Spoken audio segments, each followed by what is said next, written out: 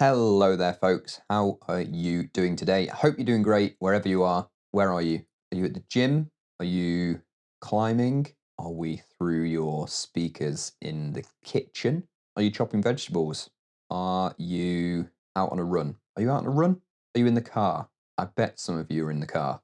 Anyway, wherever you are, hope you're having a great day. Actually, I hope you're having a cracking day because we love a bit of crack on this podcast. So today's episode, I actually had a little dig through the archives and I found an old YouTube sofa chat where me and Tom are talking about Darth Grader. Darth Grader is a grading app which came out a few years ago, and it basically gives you the ability to try and grade routes when they are broken down into different sections. It's quite an interesting app, and it's had a lot of attention in the media, I guess, or the media and climbers have definitely used it when they've been reporting hard first ascents, and it's just quite an interesting concept, really. So yeah, I dug this one out from the archives. When I had a little watch back over it, it did make me chuckle. It's a proper sort of Wide Boyz sofa chat. Don't take anything too seriously in there. And yeah, I hope you enjoy it. Oh, and before we go on to today's chat, I just want to remind you that we have an inner crack climbing community. So this is like our inner circle where you can get more episodes. You can get a little bit more of me and Tom in your ears. And we also have a few other extra bits in there as well. I'll leave the link in the show notes and you can go down there. You can actually sign up for free for the first 7 days. So you can come in, you can have a look, you can listen to all the content, and then you can leave again for free if you want. But of course, we would love it if you stay. We also do a listeners podcast as well. So you can send your questions in. We can answer them on the listeners podcast. So you can get your questions answered in there. We have members only podcasts, and we also have some little extra bits. Basically, it's a community where if you want a little bit more crack in your life, then come and join us inside and we can deliver that for you. And one final little thing just before we get into the podcast, I want to let you know Crackfest tickets are live. Crackfest is nearly upon us. It's just a few weeks away. So if you haven't got your ticket yet, make sure to go down into the show notes, click the link, have a read of the details about Crackfest, and basically, we'd love to see you there. Crackfest is one of my favourite events of the year. There's always a really great psyched community. Some quick details. It is on the 8th of May. It's at Boulderveld in Dortmund, which is in Germany. Me and Tom will be there. There'll be loads of crack climbing, a chance to try crack climbing, a chance to do loads of crack boulders, a chance to meet loads of really psyched people. And yeah, basically, we can't wait to see you there. Righto, let's get on to this old sofa chat. Here we go.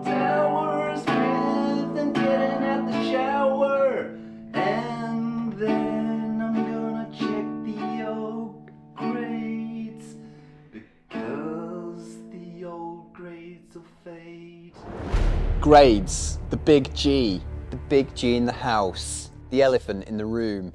the thing that everyone wants to talk about but doesn't want to talk about, especially when it comes to the top end. Because that's really the place where it gets interesting. No one's asked about grades at the mid or the low really that much, are they? They are if it's like in your grade, but in terms of Controversy. and that's all we're interested in. Controversy, but actually, there could conflict. is the controversy there probably is controversy in the mid grades as well. That's the thing about grades. There's controversy across the range when you think about it. Don't ruin my argument right from the outset, Pete. Like, we're literally in minute 1 of this video. Yeah. And you've already wrecked my argument. Okay, so there's controversy across the whole grading scale, and I'm aware of it. You're aware of it. You guys are definitely aware of it. Why? When it comes down to it, all climbers and all people are different, and you get climbers of different abilities, different times in their career, different fitnesses, different times in their fitness, going and climbing these routes and having different experiences, having routes that fit their style, don't fit their style, fit their strengths, and that's where you get this whole splattering of grades around a grade. And that's where the controversy is, because one person will go, no, this is really easy. This is totally fine for me. And then you get the other person going, this is totally desperate. And it fits this person, it doesn't fit this person. That's kind of where the controversy is. Yeah. But we solve that controversy by coming to a consensus and coming to a middle ground. Yeah, which is what a grade is. It's an amalgamation of a load of people's opinions on the difficulty of something, because ultimately a grade just represents a climb, but it's a way of denoting the difficulty of a climb. Because the real purest thing is to get on the climb and experience it. That's what tells you the real difficulty of climbing for any individual. But we come up with this thing which is just a number and a letter. And then it becomes an average of everyone that inputs into that. So can we say that a grade is more guaranteed, has less controversy, is more of a thing, a truth, if we have 1 million people climb that route and give their opinion versus one person climb it and give their opinion? An average is better, I would say. And that's what we get with 1 million people climbing it versus one person climbing it. So I would say that's a good thing. That's what we want. Lots of different opinions. Opinions on grades, I think, is good, to give your opinion of what you think it is. That opinion, for most people, including me and you, is based off all the different parts that make up a climb, like how pumpy it is, how hard the individual boulder problems are, and then we kind of bolt all these sections together in our head, and then we come up with a sort of overarching description of that difficulty. And we kind of just do that in our heads, don't we? Like in an intuitive sense. But interestingly, nowadays, there's actually a tool, like an online tool, Darth Grader. The old Darth. Mr. Darth. Mr. Darth, come in, please. Has stepped into the 2023 grading arena. It's an online tool that's been developed, and you can break down a route into manageable sections. So rather than thinking about the route as a whole and the difficulty of it, because that can be difficult to manage when things are at the upper end of your level, you can break it down into sections, and you can go, yeah, I know that section and I know how I feel on that section. That's an 8A and this is a V5, for example. And then you can bolt those sections together with varying degrees of rest between, and then you get a mathematical grade out the end of it. Can you tell us about what are the actual inputs that you can put into Darth Grader? Yeah, so on a basic level, you can put in what you think a section of the climb is. Let's say a route section, and you can input what grade you think that is. Then you can also input sections of moves in boulder problems as well. So you can do that in V grades or font grades. So, you might give it a font 8A or a V11. And then you can build these sections, and in between them you can build in rests. Does my 8A route go into my 8A boulder? Is there no rest in between it? Is there a bad rest? Is there a medium rest or good rest? So within the instructions of this online tool, it gives you a description of what a bad rest, a medium rest and a good rest is. Well, actually there's no rest. So no rest is quite an obvious description. You're going straight from one sequence into the next sequence, no rest. Bad rest, you're able to get a few shakes before blasting into the next section. A good rest is described as something where you can essentially fully recover. So that could be you're sat down on a ledge, you're in a massive, very comfortable knee bar. And then a medium rest can be anything in between bad and good. And it's a whole range. So medium is pretty broad. There's definitely subjectivity in how you input it. And that's it, no more inputs. You can't put into it how steep the route is, the style of climbing on it, dynamic versus static, nothing else. No. Did you use Darth Grader for Crown Royale? To grade that, I initially had initial thought in my head. Like an intuitive one after you'd experienced the route? Yeah, an intuitive one that I kind of had from working it before I even did it, and I was comparing it to Recovery Drink. But then I also used the app afterwards to help guide me with whether this intuitive feeling was actually, whether I was in that right range. And my initial thought of that route was, is this 8C plus or is this 9A? And I was right in the middle. Every time I put something in, I was either getting 8C plus or 9A. And even split grade, it even gave me split grades. So even now, I'm actually still a bit unsure. But I knew I was in that range. Yeah. And that's also how I described that route when I made it public. I was like, I'm not sure. It's in this range. You've climbed for nearly all of your life, and you've got an intuitive way of grading when you climb a route, experience it, and you come up with a number. You also now have something which is there available online, and you can put some numbers into it, and it immediately spits something out. And they come up with a really similar number, which is interesting, isn't it? Because one has taken 25 plus years to get to the point of getting really accurate with your grading.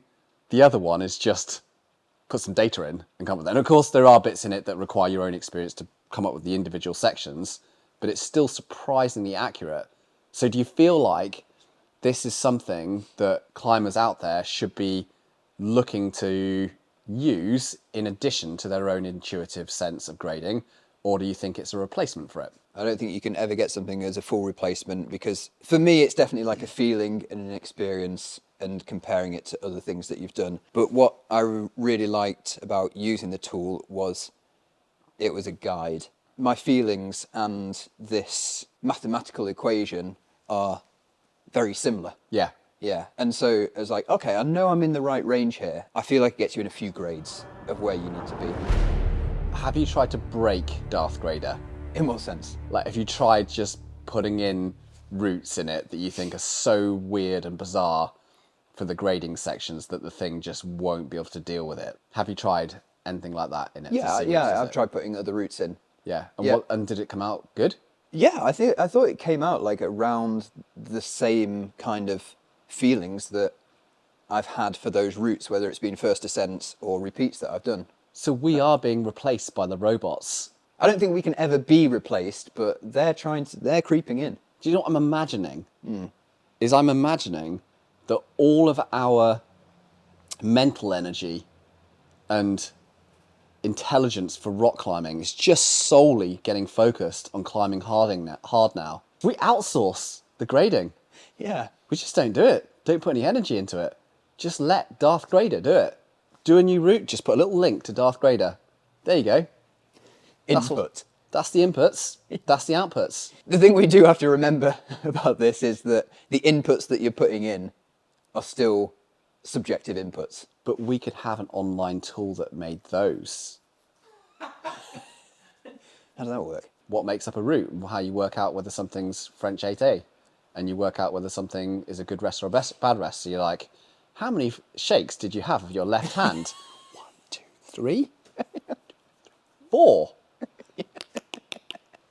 Yeah, and just input it. Type that in, Yeah. and it says, how did you feel? Kind of shit. But I was unfit at the time. Oh, yeah, that's a bit of the time. I'd only done 2 weeks of training beforehand. And it was my birthday the night before. And it comes out, it's like, Yeah. that's a good rest. You just felt rubbish. And then you go into Darth Grader, open a new tab, again, just straight back in, and it says, how many moves? How steep? How sustained? You put all those factors in. You don't have to think about any of this. Just plug it in. Plug and go. Yeah. This could even be bad for the O grading system, thinking about it. Nothing's bad for the O-grading system. I don't think anything can compete. You know what we need? What? We need an O grader. So it just like keeps updating when Adam does things. And he just inputs it. Do you think there's a template for that on Wix? Yeah, maybe. I'd be genuinely surprised if there isn't. We just There need is his logbook. already. And there it is. That's the O-grader. But anyway, all this comes back down to is, what does this come back down to? What does it come down to? That was a tangent and a half. It's a good question, because I reckon there's a number of different reasons why people opt to not grade. I think sometimes it's just itself just a unique way to stand out. I would say most people at the sort of the top end in anything, like being different. They're not particularly into sort of following the crowd. So I think that's one thing that some people do. Others are just don't want to face the controversy or the argument or the conflict that might arise from suggesting a really hard grade, and they just want to concentrate on going climbing. They can't be bothered with it. And other times, I think it's down to the fact that they don't feel like they have enough experience or opinion, and they just want to wait for other people to go and try something and have 3 or 4 other people, you know, other pro climbers come and try the route, give them an opinion, and they might finally come back a year later and say, oh, I do think it's that, and it settles in, or they allow other people to find a consensus on it. I certainly felt it, like for the first time significantly, grading Century Crack, with it being like the hardest off width in the world, and you kind of putting your neck out there from that experience, and then also talking to other pro climbers who do things at the limit, is that it's mostly around the potential repercussion of a downgrade. I think that's actually the thing that people are most sensitive about on this whole thing, which is kind of silly, because a downgrade is just a difference of opinion by the consensus which was reached after you do the thing. And it's literally that, a difference of opinion. Not much more than that. It doesn't change the climbing. It doesn't change who you are as a climber. I suppose over time, it may be, if you keep doing it and your routes keep getting downgraded, whether it's at the top end or somewhere else, your reputation for accurate grading would probably go down. That's maybe the only true long-term repercussion, isn't it? And I don't know if I've seen that very often. You get reset a little bit when somebody comes along, or 2, 3, 4 people come along and say, oh no, I actually think it's probably this grade, and it's a grade or half a grade lower. And you sort of get readjusted to it then, and then you're like, okay, yeah, well, I know how to then grade my next route. Yeah, it's interesting that the climbing community when somebody does something, they want to see a big grade. Yeah. And then when it's done, they want, like you say, there's a bit of a wave of, oh, who's going to come along and downgrade it now? Yeah. I think we all love climbing, but we all love talking about climbing when we're not doing it. And what's interesting when you talk about climbing, it's big grades, first, things are at the limit. That's a great topic to talk about. Another really good topic to talk about is a downgrade, because there's egos in there, there's opinions, it's really subjective. Who's right, who's wrong? And I think that's what it is we just love chatting about climbing, even when we're not doing it. Yep. You know, I like watching climbing when I'm not doing it. So it's just a good topic. Yeah, it's like a good theme. And a downgrade is a perfect one for that. So maybe in a way, Darth Grader could be really bad for climbing chat, because it just defines it too much and it takes away from this subjectivity and opinion. Talking about that, when do you think a downgrade or an upgrade as well, because things can go up, when do you think a downgrade and upgrade can be given? Okay, really good question. So I think the reality of when something gets upgraded is when the most influential voices in climbing talk about this change in grade. So we talk about this upgrade to 9A+. If it comes from someone who's someone or somewhere like a news website, and it's very, very influential, I think that has a really big impact on the speed and the kind of, I suppose, the gravity or the weighting of that upgrade potentially occurring. But if there's very little influence or media around that upgrade, then I think it can often take 3, 4, 5 repeats, all thinking that it's worth an upgrade, to eventually reaching that upgrade. And I think that and is it the same when somebody comes along and does your 9A and then says, I think this is 8C plus? No, I don't think it is. I think there's a heavier weighting on the speed and the effect of the downgrade, because people love controversy. They love the knockdown of the ego. They love the bit of conflict. And so people pay more attention to it being called out as a lower grade. I think the upgrade, people go, oh, right, okay, yeah, cool, not a big deal. But the downgrade, oh, everyone's ready and jump. Yeah. It's almost like sometimes I wonder whether you see one person disagree with the first ascensionist and say 1 grade lower, and then it's declared as having been downgraded, which I think is ridiculous. The weight of the person who comes in second feels like a greater weight than the person who's been first, when it's actually two opinions. Yeah. And I feel like the media has something to do with that. Oh, the media definitely has something to answer on this. In the way that it's a good headline for them, downgraded. But that's why I think nowadays it maybe is actually a little bit better from the grading perspective, that all the well-known climbers around the world are kind of like their own little news channels in a way. So they're putting out their information and their opinion, and they sit in those little isolated pools rather than having the news as being controlled by one or two really big online platforms, which I felt like it was back in 2000, 2005. Yeah. But it's really different nowadays.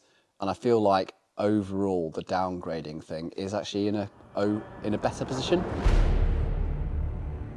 I would say overall, I think it's a bad thing. Most of the situations I would say are avoiding a degree of discomfort and not saying it's okay to have a difference of opinion and say I don't agree or not have all the unknowns accounted for.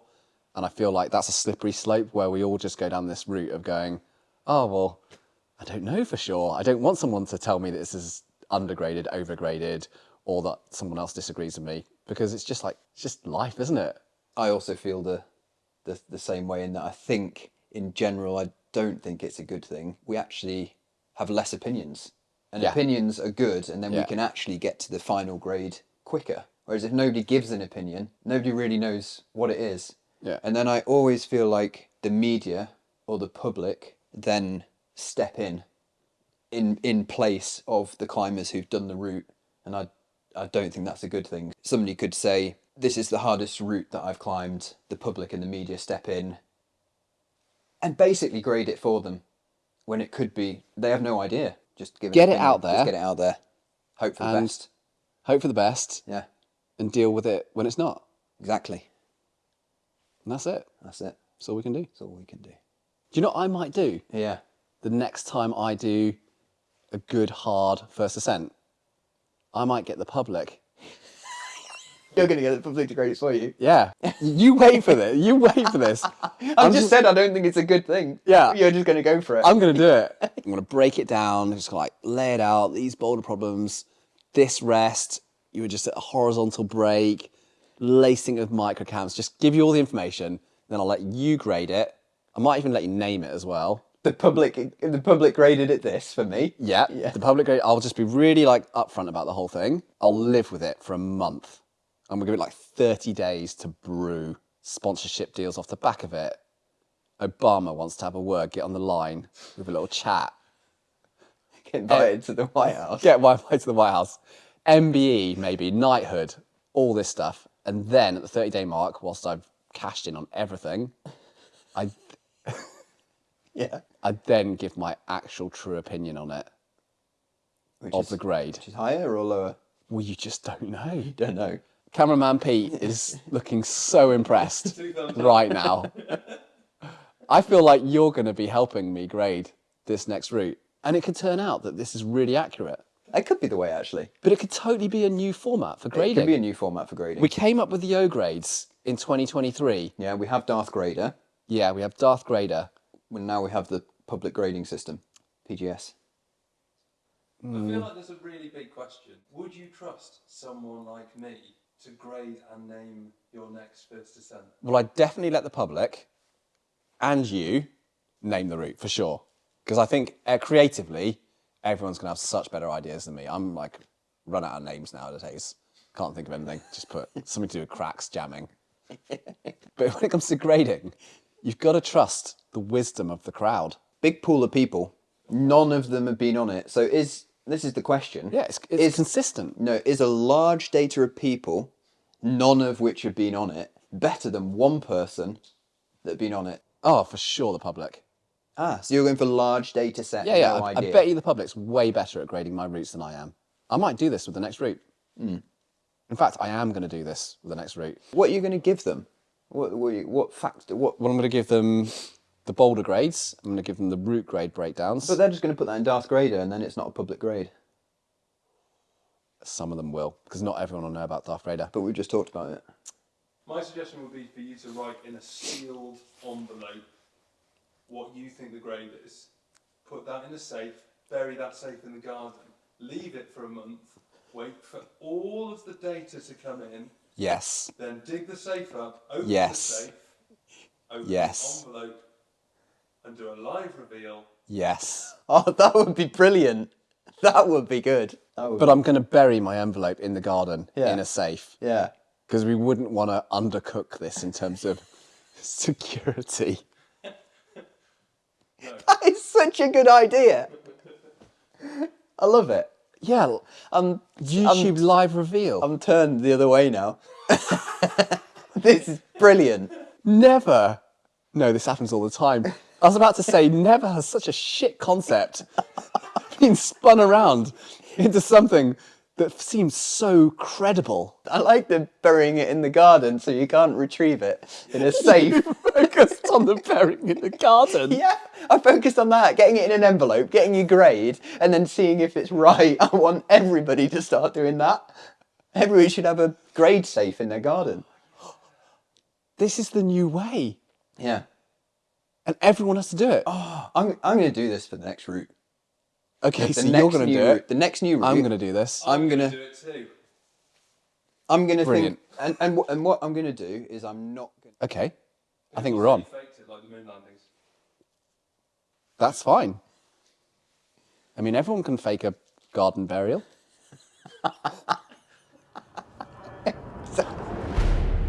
Let's give it a workable example here. Should rubber crack gloves, specifically Wide Boyz crack gloves, that make things easier for sure, should we be adjusting the grades of crack roots out there? Because they're now actually quite a bit easier with our gloves. How much easier?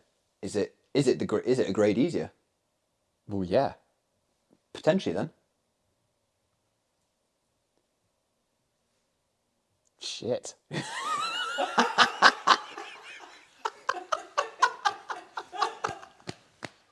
You know what the interesting thing was that Yeah. I found recently? I went back on recovery drink, tried it in crack gloves. Oh, you did, yeah? Yeah, the throw move. I'd never done it in crack gloves before. Yeah. It was easier. I skipped like the weird flip and cross Oh, right. because I could stick in the jam. We were doing it with tape on, so I think when it can be bad, rubber jammies is when you can't fit your hand in, and I had that on Stranger Than Fiction recently. As much as the rubber jamming glove was better friction, I just couldn't get my hand in as far, so it was actually a negative effect. We've made a product that's so good we have to adjust the grades down. Okay, so that is a conclusion that Yeah. we probably do need to adjust the grading scale. Yes. You know what I also think would feel a reasonable amount easier with rubber jammies would be Sentry. Do you think so? I think if we went back and did it with rubber crack gloves on, I think it would be a little bit easier. Yeah. I mean, And- in general, They're they are- really good. They're better. Yeah, I mean, there's more yeah. friction on them. So we talked about crack gloves, Yeah. but the other thing is knee pads. Did you feel like I wouldn't grasp the concept of what a knee pad was without handing me one? Okay, so I've got a Wide Boyz knee pad here. I feel like with knee pads, this is one of those things which totally splits the climbing population, the believers and the non-believers. Those that have got behind the whole knee pad thing understand that they're getting a free grade. The non-believers are refusing to use their knee pads and are still sticking by the standing grades that exist on everything, and they're not accepting that at least half the population are getting an easier grade. What do you think should happen if somebody does a first ascent with knee pads on? Let's say DNA, loads of like technical knee scums and knee bars. Yeah. 9C, one of the hardest routes in the world. Yeah. And then somebody comes along and does it with no knee pads. Do they then still just get 9C because they just were stupid and decided not to do it without knee pads? Yeah, on the they, first they definitely get 9C. Yeah. But did they have a right to say, I think I've climbed 9C plus now? No, definitely not. But that's what it felt like to me with no knee pads. Yeah, but that's not the way it works. Why? Is it? But why does it go the other way when you put knee pads on? Because everything in the grading scale has to be on the basis of all the resources, the tricks, the tips, the cheating that's available to the general population. Does that equate to bouldering mats on E grades? Yes. Okay, good. So what you're asking, is there cash for grades? Yeah. I'll go with the sensible answer here to start with, then you can pitch in. I think it really depends on where the climber is in their career. They might already be like really quite far through their career. Their sponsorships are already sorted out. They don't have anything. They've got a good backlog. They've got a massive CV of things they've already done in the past. Kind of like me. They don't, exactly like you. You don't need to prove sitting anything. in their prime. Yeah. Nothing to prove. Yeah, exactly. Everything to lose. Coasting. Coasting. But then I feel like at the other end of the scale, you might have those people coming through. They might have something to prove to themselves and to people and to their sponsors. I don't know. That's just a general thought. What do you think? I totally disagree. Oh, do you? Yeah. What do you think? In all seriousness, I think that there is some of that going on, but I feel like is that the vast majority of professional climbers out there care way less about the grade than you think, and even the people that care even less than that are actually the sponsors. I don't think I have ever had a grade debate, like even the hint of anything being particularly important on grade from sponsors. It's a good point, actually. In like 15 years of sponsorship, I've just never ever felt that, which I think does actually show that they're really not that bothered. It's just not a thing.